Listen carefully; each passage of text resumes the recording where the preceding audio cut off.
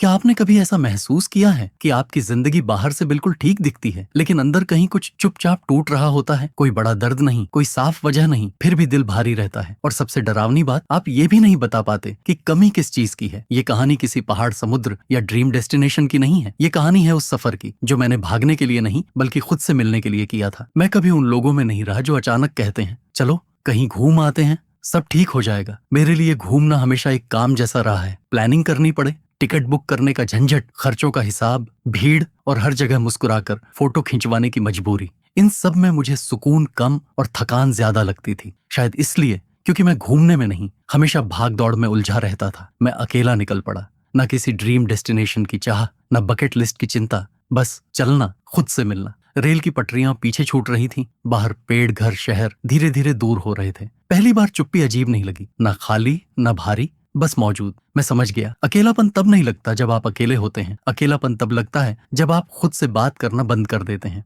अगर कोई मेरी जिंदगी को बाहर से देखता तो शायद बिना रुके कह देता, भाई इससे बेहतर क्या चाहिए। नौकरी थी, हर महीने सैलरी समय पर खाते में आ जाती थी, इतनी की जरूरतें पूरी हो जाईं, और कभी कभी छोटे शौक भी। घर वाले ज्यादा सवाल नहीं पूछते थे, न शादी का दबाव, न जिंदगी को लेकर रोज की पूछताछ। दोस्त थे जिनके साथ कभी कभी हंसी हो जाती थी, कभी पुरानी बातें दोहराई जाती थीं, और फिर सब अपनी अपनी जिंदगी में लौट जाते थे। कुल मिलाकर सब कुछ ठीक दिखता था, लेकिन सच ये था कि मेरी जिंदगी सिर्फ चल रही थी, जी नहीं रही थी। हर दिन एक जैसा था। सुबह अलार्म की आवाज से उठना, आंखें खुली हों या नहीं, फोन सबसे पहले हाथ में आ जाना, काम पर जाना, स्क्रीन के सामने घंटों बैठे रहना, दिमाग थका हुआ लेकिन दिल कहीं और अटका हुआ। शाम को घर लौटना, शरीर भारी, मन खाली, खाना, थोड़ा स्क्रॉलिंग और फिर नींद, ताकि अगला दिन भी किसी तरह निकल सके। और अगला दिन बिल्कुल वैसा ही होता था। कोई बहुत बड़ा दुख नहीं था, कोई हादसा नहीं, कोई ऐसी वजह नहीं जिसे पकड़कर कहा जा सके यही प्रॉब्लम है। इसीलिए मैं खुद को समझाता रहता था, कंप्लेनिंग का हक नहीं है,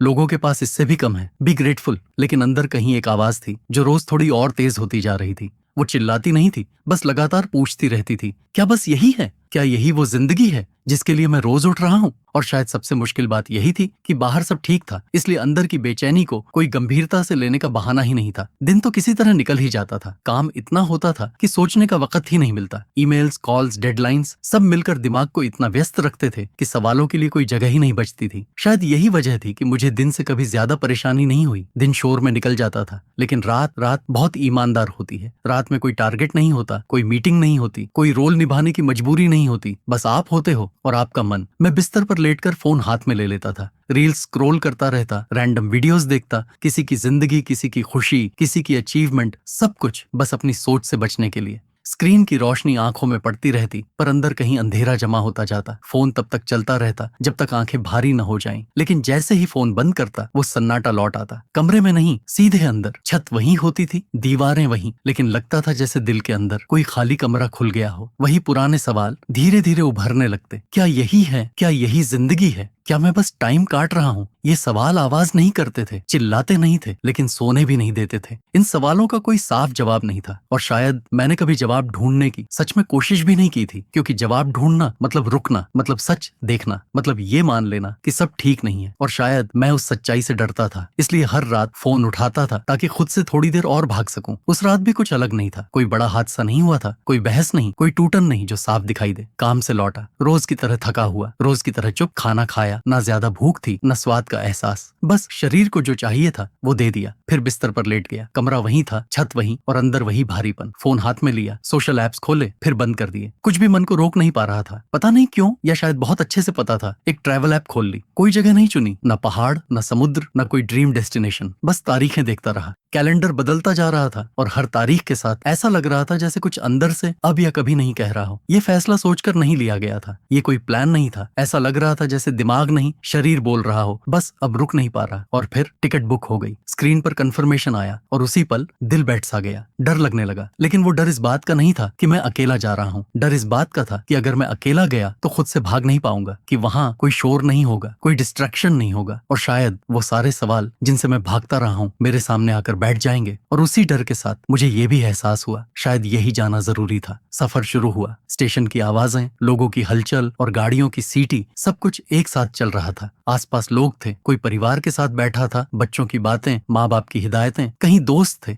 हंसते बोलते आने वाले पलों की प्लानिंग करते हुए। हर कोई किसी के साथ था। मैं खिड़की के पास बैठा था, भीड़ में भी अलग सा, फोन जेब में रखा रहा, कोई म्यूजिक नहीं चलाया, किसी को कॉल नहीं किया। बाहर का दृश्य बदलता जा रहा था, पटरियां पीछे छूटती रहीं, पेड़, घर, शहर धीरे धीरे दूर होते गए। पहली बार मुझे चुप्पी अजीब नहीं लगी, न खाली न भारी, बस मौजूद। तभी एक बात बहुत साफ होकर समझ आई, अकेलापन तब नहीं लगता जब आप अकेले होते हैं, अकेलापन तब लगता है जब आप खुद से बात करना बंद कर देते हैं, जब आप हर वक्त शोर में खुद को दबाए रखते हैं, जब आप सवालों से बचने के लिए हमेशा किसी न किसी आवाज के सहारे रहते हैं। उस सफर में मैं अकेला जरूर था, लेकिन खोया हुआ नहीं। शायद पहली बार मैं सच में अपने साथ बैठा था। अगली सुबह मैं बिना किसी प्लान के बाहर निकला। न घूमने की जल्दी थी, न कहीं पहुंचने की, बस चलना था। रास्ते में एक छोटी सी चाय की दुकान दिखी, लकड़ी की पुरानी बेंच, थोड़ी घिसी हुई, जैसे उस पर कई कहानियां बैठ चुकी हों। माहौल बिल्कुल साधारण था, न कोई संगीत न कोई सजावट। वहीं एक बुजुर्ग बैठे थे, सफेद बाल, शांत चेहरा और आंखों में अजीब सी ठहराव वाली गहराई। हम दोनों चुप थे, ऐसी चुप्पी जो ऑकवर्ड नहीं होती, बस मौजूद रहती है। थोड़ी देर बाद उन्होंने मेरी तरफ देखा और पूछा, अकेले आई हो? मैंने सिर हिलाया। वो हल्का सा मुस्कुराए और बस इतना बोले, अच्छा है। कोई सवाल नहीं, कोई सलाह नहीं,